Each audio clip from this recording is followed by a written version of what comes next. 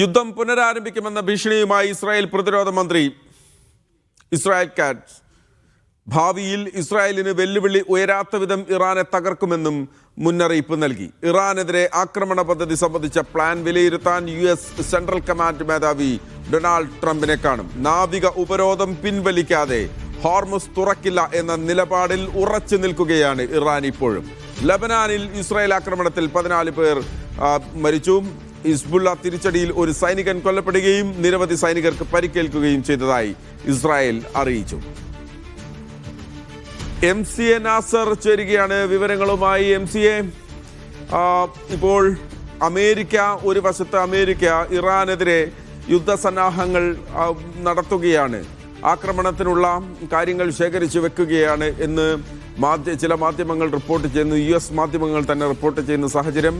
അതോടൊപ്പം തന്നെയാണ് തിരിച്ചടിക്ക് ഞങ്ങൾ തയ്യാറാണ് എന്ന് ഇസ്രായേലും പറയുന്നത്. അപ്പോൾ വീണ്ടും മേഖലയിൽ ഒരു സംഘർഷത്തിനുള്ള സാധ്യത ഉടലെടുക്കുന്നതായി നമുക്കതിനെ കാണാൻ സാധിക്കുമോ MCA? മഹേഷ്, എന്തായാലും സംഘർഷപൂർണ്ണമായി തന്നെ സ്ഥിതിഗതികൾ മുന്നോട്ട് പോവുകയാണ്. ഏറ്റവും പ്രധാനമായിട്ടുള്ളത് ഇസ്രായേൽ പ്രതിരോധ മന്ത്രി ഇസ്രായേൽ കാറ്റ്സിന്റെ പ്രസ്താവന തന്നെയാണ്.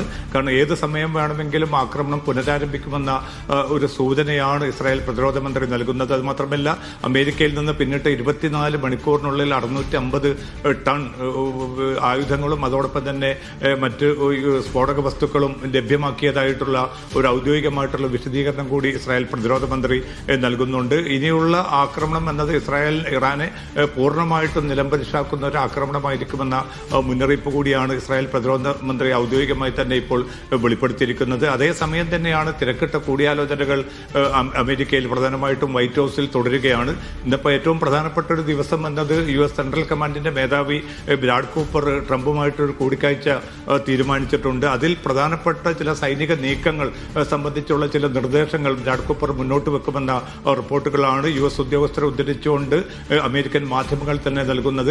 ഏറ്റവും പ്രധാനമെന്നത് യുദ്ധം പുനരാരംഭിക്കുകയാണെങ്കിൽ ഏറ്റവും ചുരുങ്ങിയ സമയത്തിനുള്ളിൽ പരമാവധി നാശനഷ്ടങ്ങൾ ഇറാന് വരുത്തുന്ന രീതിയിലുള്ള ഒരു ആക്രമണ പ്ലാനാണ് ഇപ്പോൾ US സെൻട്രൽ കമാൻഡ് ആവിഷ്കരിച്ചിരിക്കുന്നതും ട്രംപിന് കൈമാറാൻ പോകുന്നതുമെന്ന റിപ്പോർട്ടുകളാണ് ആക്സിയസ് ഉൾപ്പെടെയുള്ള US മാധ്യമങ്ങൾ നൽകുന്നത്. വളരെ ചുരുങ്ങിയ സമയത്തിനുള്ളിൽ തീർക്കണം, അതോടൊപ്പം തന്നെ വലിയ തോതിലുള്ള നാശനഷ്ടങ്ങൾ ഇറാന് വരുത്തണം എന്നതാണ് ഈ ഒരു പദ്ധതിയുടെ ഏറ്റവും പ്രധാനപ്പെട്ട ഉള്ളടക്കമെന്ന് മനസ്സിലാവുന്നു.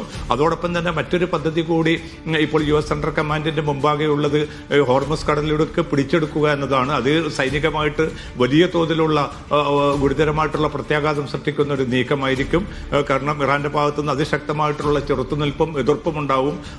കൂടുതൽ ജീവാപായം സംഭവിക്കുന്ന ഒരു സാഹചര്യത്തിലേക്ക് കാര്യങ്ങൾ മാറും. അതോടൊപ്പം തന്നെയാണ് അന്തർദേശീയ സഖ്യ രാജ്യങ്ങളെ കൂടി ഉൾപ്പെടുത്തിക്കൊണ്ടുള്ള ഒരു ഹോർമുസ് കോൺഫെഡറേഷൻ രൂപീകരിക്കാനുള്ള ഒരു തീരുമാനം കൂടി ഇപ്പോൾ ട്രംപ് സജീവമായി തന്നെ പരിഗണിച്ചു വരുന്നതായിട്ടുള്ള റിപ്പോർട്ടുകൾ കൂടിയാണ് അമേരിക്കൻ പ്രസിഡന്റിനെ ഉദ്ധരിച്ചുകൊണ്ട്, അമേരിക്കൻ വൈറ്റ് ഹൌസിനെ ഉദ്ധരിച്ചുകൊണ്ടുകൂടി ഇപ്പോൾ അമേരിക്കൻ മാധ്യമങ്ങൾ പുറത്തുവിടുന്ന ഔദ്യോഗികമായിട്ടുള്ള ഒരു സ്ഥിരീകരണം ഇക്കാര്യത്തിൽ ഇല്ല എങ്കിൽ പോലും തുടർ നീക്കങ്ങൾ സംബന്ധിച്ച തിരക്കിട്ട കൂടിയാലോചനകൾ തുടരുകയാണ്. കാരണം ഇതിനകം തന്നെ ഇറാനുമായിട്ടുള്ള യുദ്ധത്തിൽ $25 ബില്യൺ നഷ്ടം സംഭവിച്ചു എന്നാണ് US പ്രതിരോധ സെക്രട്ടറി പീറ്റർ ഹെക്സെറ്റ് വെളിപ്പെടുത്തിയിരിക്കുന്നത്. പക്ഷെ അത് മാത്രമല്ല, നഷ്ടം ഏതാണ്ട് $40 ബില്യൺ മുകളിൽ വരുമെന്നാണ് വിവിധ മാധ്യമങ്ങളെ ഉദ്ധരിച്ചുകൊണ്ട് ഇസ്രായേൽ US ഉദ്യോഗസ്ഥരും മറ്റും റിപ്പോർട്ട് ചെയ്യുന്നത്. അതുമാത്രമല്ല, പീറ്റർ ഹെക്സെറ്റിനെ ഇപ്പം US കോൺഗ്രസിൽ വളരെ ശക്തമായിട്ടുള്ള വിചാരണ സെനറ്റ് ഉൾപ്പെടെയുള്ള വേദികളിൽ അദ്ദേഹം നേരിടുന്നുണ്ട്.